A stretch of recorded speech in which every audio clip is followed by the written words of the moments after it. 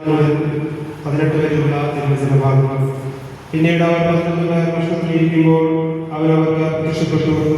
ഉയർപ്പിക്കപ്പെട്ടതിനു ശേഷം തന്നെ കണ്ടവരെ വിശ്വസിക്കാത്ത അവരുടെ വിശ്വാസരാജ്ഞത്തെയും പുതിയ കാഠിന്യത്തെയും അവർ കുറ്റപ്പെടുത്തി.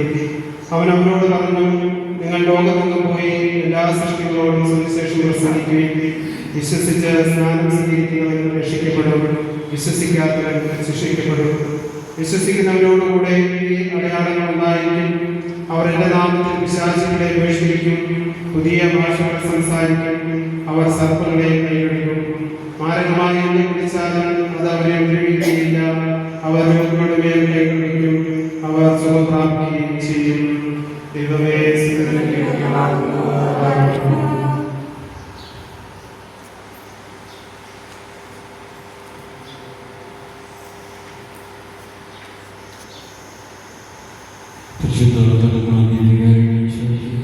നേരും ആരാധനയും സ്തുതിയും പുകഴ്ചയും ഉണ്ടായിരിക്കട്ടെ. സ്നേഹമുള്ള പ്രിയരെ, ഒരു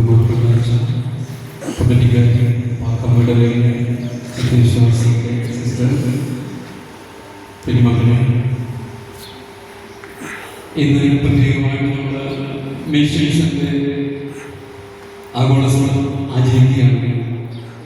അപ്പം ഇതിൻ്റെ ഭാഗമായിട്ട് മിഷൻ സെന്ററിനെ കുറിച്ച് ഒരു മിഷൻ ടീച്ചിങ് ചെയ്യുവാൻ നമ്മുടെ സഭ സുവിശേഷങ്ങളെ പ്രത്യേകമായിട്ട് ഓരോ ദേവാലയങ്ങളെയും പറഞ്ഞിരിക്കുകയാണ്. അപ്പം അതിൻ്റെ ഭാഗമായിട്ടാണ് ഞാൻ എത്തിയിരിക്കുന്നത്. പ്രിയമുള്ളവരുടെ ദർശനത്തിന് നമുക്കറിയാം, കമ്മിറ്റി മീറ്റിംഗ് പുതിയ അച്ഛൻ നമുക്ക് ക്ഷമയോടെ കാണിക്കാം. സമയമില്ല, ഏറ്റവും പ്രധാനപ്പെട്ട ഒരു കാര്യമായതുകൊണ്ടാണ് ഇങ്ങനെ വന്നത്. ഞാൻ പള്ളിയിൽ ശുശ്രൂഷ ചെയ്തതിനു ശേഷമാണ് ഇപ്പോൾ വരുന്നത്. 10 മിനിറ്റ് നേരമാണ് നമുക്ക് ഉണ്ടാകുക.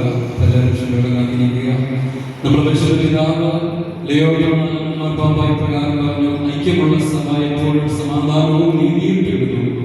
ബൈബിളിലാണ് സുവിശേഷം പ്രഘോഷിക്കുന്നതിനും മിഷണറിമാരാകുന്നതിനും വിശുദ്ധരായ സ്ത്രീ പുരുഷന്മാരായ നിങ്ങളോടൊത്ത് എപ്പോഴും പ്രവർത്തിക്കുന്നതിൽ എനിക്ക് അതിയായ സന്തോഷമുണ്ട്.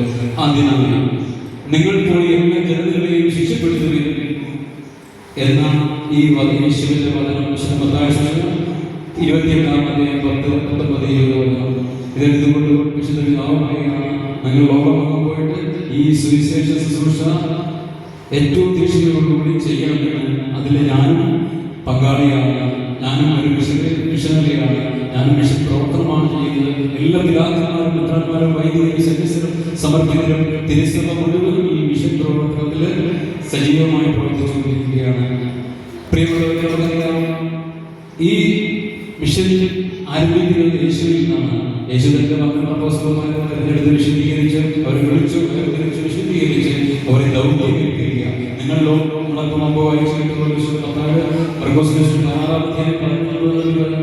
നിങ്ങൾ ലോകമൊക്കെ സുവിശേഷം പ്രഘോഷിക്കണം. വിശ്വസിക്കുന്നവർ രക്ഷിക്കപ്പെടുന്നു. പ്രിയപ്പെട്ടവർ, അതുകൊണ്ട് ലോകം മുഴുവൻ ഈ സുവിശേഷം പ്രഘോഷിക്കുക യേശുവിന്റെ ആഹ്വാനമാണ്.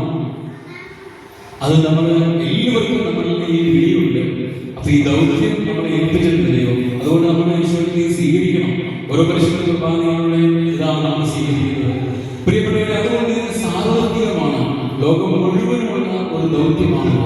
അതുപോലെ പ്രിയപ്പെട്ടവരെ, നമ്മൾ ക്രൈസ്തവരുടെയും മാത്രമല്ല, അതുകൊണ്ട് ലോകം മുഴുവൻ എല്ലാ വിദ്യാർത്ഥികളെയും സുവിശേഷം പ്രഘോഷിക്കാൻ വേണ്ടി ഓരോ ശ്രമിക്കുക അത് ഉത്തരവാദിത്വം ഏറ്റെടുത്തു. ആ സാർവത്രിക സഭയുടെ ആ ഉദ്ദേശം വെളിപ്പെടുത്തിയിരുന്നുണ്ട്. പ്രിയപ്പെട്ടവരെ, മിഷണറി അല്ലാത്ത ഒരു സഭയ്ക്ക് ജീവൻ വളർച്ചയും നിലനിൽപ്പുമില്ല.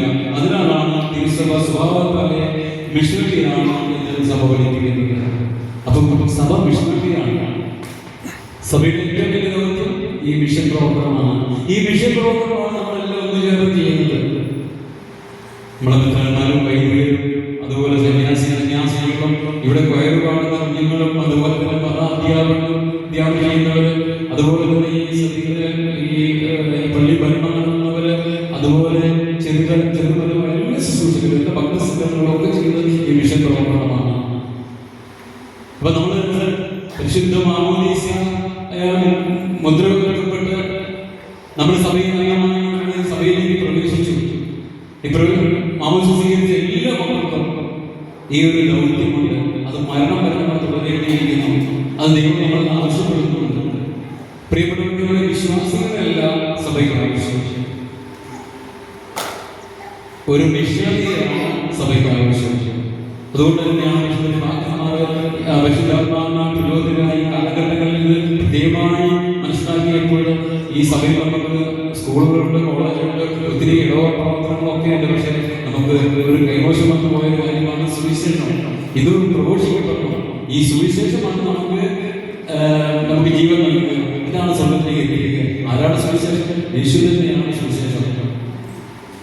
പ്രിയപ്പെട്ടവരെ, അതിൽ വചനമുണ്ടായിരുന്നു, അതിന് ദൈവത്തോടുകൂടിയായിരുന്നു, വചനം ദൈവമായിരുന്നു, അവരോട് സമസ്തമുണ്ടായി, അവരെ കൂടാതെ ഒന്നും ഉണ്ടായിട്ടില്ല. വായിച്ചറിയിക്കുന്നു. വചനം തന്നെയാണ് യേശു ക്രിസ്തുവിനെ ലോകത്തിന് കൊടുക്കുക. ഇതാണ് പ്രസിദ്ധമായ സുവിശേഷം. ഈ ചൈതന്യം ഉൾക്കൊണ്ടുകൊണ്ട് പ്രിയപ്പെട്ടവരെ, മാറി പിതാവ് ഡെന്നിൻ മാറി പിതാവ് 1930 ദൈവത്തിന്റെ പരിശുദ്ധാത്മാവിന്റെ അതിശക്തമായ പ്രേരണയാൽ നമുക്കറിയാം. നമ്മുടെ സഭകൾ തമ്മിൽ കലഹമുണ്ടായപ്പോൾ, യാക്കോബായ കലഹമുണ്ടായിക്കൊണ്ടിരിക്കുമ്പോൾ ആ കാലഘട്ടത്തിൽ ദൈവത്തിന്റെ പരിശുദ്ധാത്മാവ് പ്രത്യേകമായ പ്രചോദനം നൽകി. ഇതൊന്നുമല്ല സഭയുടെ ലക്ഷ്യം. സുവിശേഷം ആകണം, സുവിശേഷം ഉൾക്കൊള്ളണം, സുവിശേഷം ഏൽക്കണം, സുവിശേഷത്തിൽ ജീവിക്കണം. ഈ സുവിശേഷം മറ്റുള്ളവർക്ക് ആരെങ്കിലും കൊടുക്കണം. അതിനുവേണ്ടി ഞാൻ മാറേണ്ടിയിരിക്കുന്നു. എന്റെ വിശുദ്ധീകരണമാണ് ഈ സുവിശേഷത്തിന് വേണ്ടത്. പ്രിയപ്പെട്ടവരെ, അദ്ദേഹം ഒരു വിശുദ്ധീകരണത്തിലേക്ക് അദ്ദേഹം നീങ്ങി. അതിനുശേഷം അദ്ദേഹത്തോട് ചേർന്ന 5 പേരോടൊപ്പം ഈ പരിശുദ്ധമായ സഭയിൽ മലങ്കര കത്തോലിക്ക സഭയ്ക്ക് അവർ രൂപം കൊടുക്കുകയാണ്. പക്ഷേ പിതാവിന്റെ റോമിൽ പോയി അധികാരം കാണിച്ചതിന് ശേഷം ആഗ്രഹത്തോട് ചേർന്ന് സഭയിലായി മാതാപിതാക്കളെ ആഗോള കത്തോലിക്ക സഭയുമായി ഐക്യപ്പെട്ടുകൊണ്ട് പുനരയിക്കപ്പെട്ടുകൊണ്ട് പ്രിയപ്പെട്ടവരെ പുനരയിക്കുന്നത് ദൈവത്തോടുള്ള പുനരയിക്കമാണ്. യേശു അപ്പോസ്തലന്മാരെ ഏൽപ്പിച്ചിരിക്കുന്ന ദൗത്യം ഈ ആ അധികാരത്തിന് കീഴിലേക്ക് ആകുക എന്നുള്ളതാണ്.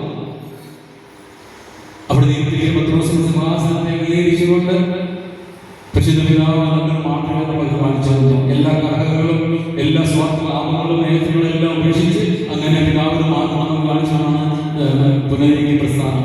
ആ പ്രസ്ഥാനത്തിന്റെ 100-ാം വർഷം നമ്മൾ ആചരിക്കാനായിട്ട് പോവുകയാണല്ലോ പ്രിയപ്പെട്ടവരെ.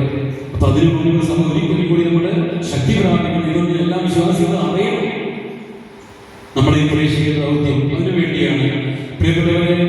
അതുകൊണ്ട് നമ്മൾ 5 പേർ ചേർന്ന് ആരംഭിച്ച ആ പ്രസിദ്ധമായ സുവിശേഷ അഗ്നി ഇന്ന് 100 വർഷം കഴിയുമ്പോൾ നമുക്കറിയാം, ഇത് കത്തിപ്പടർന്ന് കേരളത്തിൽ മാത്രമല്ല വടക്കേ ഇന്ത്യയിലും ലോകം മുഴുവനും ഈ സുവിശേഷ അഗ്നി കത്തിപ്പടരുവാൻ മലങ്കര സുറിയാനി കത്തോലിക്ക സഭയെ ദൈവം പ്രത്യേകമായി അഭിഷേകം ചെയ്തിട്ടുണ്ട്.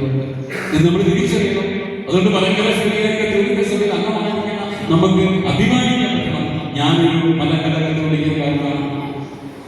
ഇതിനെ നമ്മൾ അഭിമാനിക്കണം പ്രിയപ്പെട്ടവരെ.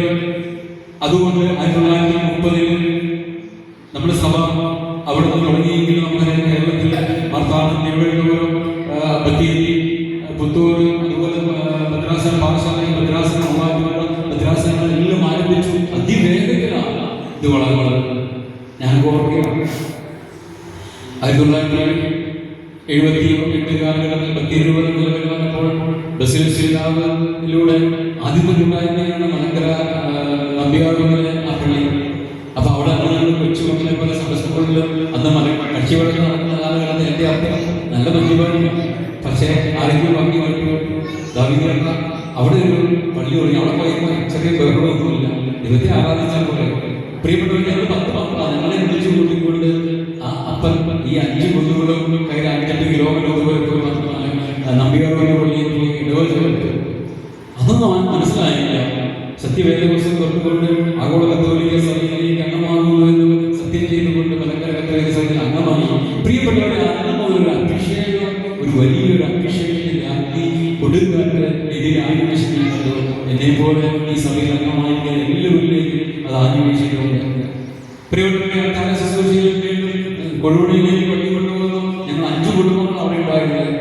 നിലം പേടി പനമ്പ് കൊണ്ട് മറച്ച പട്ടികയടിച്ച് ഇല്ലിയോട് കിടന്ന അങ്ങനെയുള്ള പള്ളികളൊക്കെ അന്ന് ഉണ്ടായിരുന്നത്. നമ്മുടെ മാതാപിതാക്കൾ അന്ത്യവേല ഇന്ത്യയോടെ പോലുകൾ ചെയ്ത് ആടുമാടുകളെ കറന്നുകൊണ്ട് പാലുവിന്റെ എളിയ കുടുംബങ്ങൾ പട്ടിണികളിൽ നശിക്കാതെ നമുക്കറിയാം.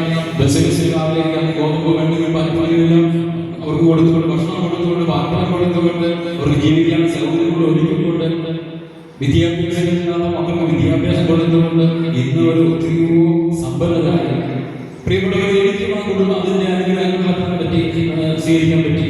ഞാൻ ദൈവത്തോട് ചേർന്നുകൊണ്ട് ഇവിടെ തന്നെ അഭിഷേകം ഉയർത്തി ഇന്ന് 10-33 വർഷക്കാലമായി ഞാൻ ധ്യാനകേന്ദ്രമായി ചേർന്ന് വചന പ്രഘോഷണ ശുശ്രൂഷയിലും കൗൺസിലിംഗിലുമായിട്ട് ഇപ്പോൾ മീനങ്ങാടി ധ്യാനകേന്ദ്രത്തിൽ 7 വർഷമായിട്ട് ഞാൻ ജോണസ് ശുശ്രൂഷ ചെയ്യുന്നുണ്ട്. പ്രിയപ്പെട്ട